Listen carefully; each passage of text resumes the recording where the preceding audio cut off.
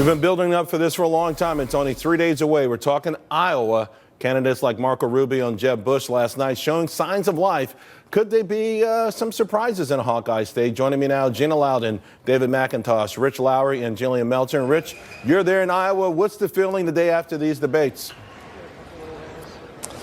Well, no one really knows anything, Charles. The big question, of course, is turnout. And the Cruz people are very confident if it's a normal turnout, even if elevated levels, but within the realm of what we've seen traditionally, they will win because they have such a good ground game. But no one knows whether those Trump voters are really going to show up in major force and just blow the roof off the joint.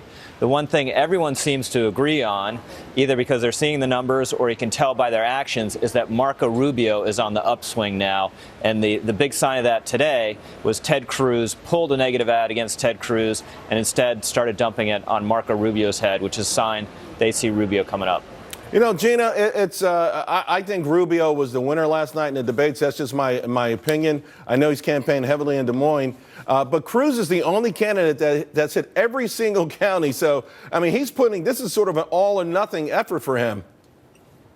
It's an all or nothing effort for a lot of them, because as I see it, my prediction anyway is if Trump takes Iowa, and if he takes it by a good margin, let's say 15 points or something, then he's going to be pretty much unstoppable, I think most analysts are saying. And so Cruz really has to win this. And Marco Rubio has to do really well here to stay viable as well and to hope to be the heir apparent to what is called, I guess, the establishment faction. Well, here's the thing, though, Jillian. Everywhere I look, except for maybe a few states way off, like a Michigan, there's still a viable establishment lane with respect to the amount of percentage that's open. In other words, Trump is at anywhere from 20 in the mid-20s to mid-30s somewhere.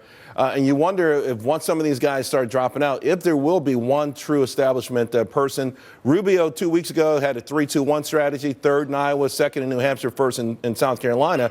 Now I'm hearing that he's confident about placing higher here. Yeah, he very well might. I mean, he had a great performance last night. One of the polls that I'm looking at that I thought was fascinating, earlier in the week before the debate, it was polling K through 12 students about what they thought. They put Rubio very close to Trump. And the theory was that, you know, these are the parents that are being very active, very vocal in politics, will really go out and hit the polls. I don't know if that's a good indication. I'm crossing my fingers it is. I think we might have an upset. David, what do you think? I think what we saw last night was the emergence of the Cruz-Rubio race. Now, it's not there yet because Trump's still a factor, but he walked away from Iowa last night. We'll see if they walk away from him Monday, and then it will come down to Cruz and Rubio, and they're both, from the club's perspective, great pro-growth candidates. You know, it's really interesting because there's still, at least by the last count from Fox News, 39% of Iowans had not made up their mind yet. And so you got to wonder the next 48 hours, including last night perhaps, how important that's going to be. I want to go through a few scenarios with you guys. And let me start with you, Rich. Let's say that Trump wins this thing by a mile. Gina says that if he does, it's all over. He's going to win everything else. Do you agree? If he wins it by a mile, that's a sign he's actually brought tens of thousands of new voters into the process. And it's a sign that if he can do it here, where it's much harder to vote than in a normal primary because you have to show up in a place you usually don't go to and stand around for a while, that he can probably do it elsewhere. So at that point, it's going to be a real uphill struggle to stop him. So that is the maximalist pro-Trump scenario, no doubt about it. And Gina, we've seen people standing outside 6-7 hours in 1-degree weather to see him. Now they say it's a little different because he won't be there. But if they could do that, maybe they can endure the caucus process. Yeah, and I think you have to consider, too, Iowa is not an easy state for Trump.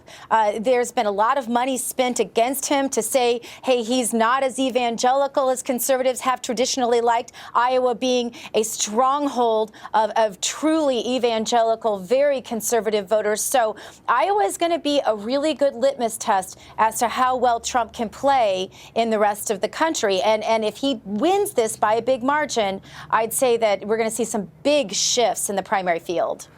David, what if Cruz were the win, and what about Carson, Jeb, and Paul? If they somehow show in this thing? You know, if Rand Paul did well, I think that would give life to his candidacy, another good pro-growth candidate. I think you're going to see the top 3 people in Iowa and then New Hampshire be the ones that end up playing it out, and South Carolina typically then narrows the field further for the rest of the primaries. So I think Trump could win, but actually lose the night if he doesn't win big. If it's a squeaker, then he's no longer the invincible Donald Trump.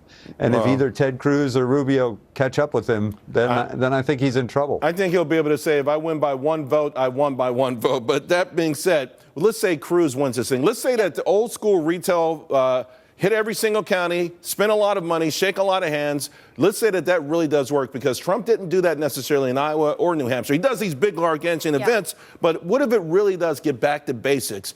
That changes the dynamics in New Hampshire, doesn't it? It certainly does. I think that takes away a lot of Trump's momentum. I think it pokes a hole in the Trump balloon, and hopefully we'll see it sink to the ground. All right, well, we'll see, guys. Hey.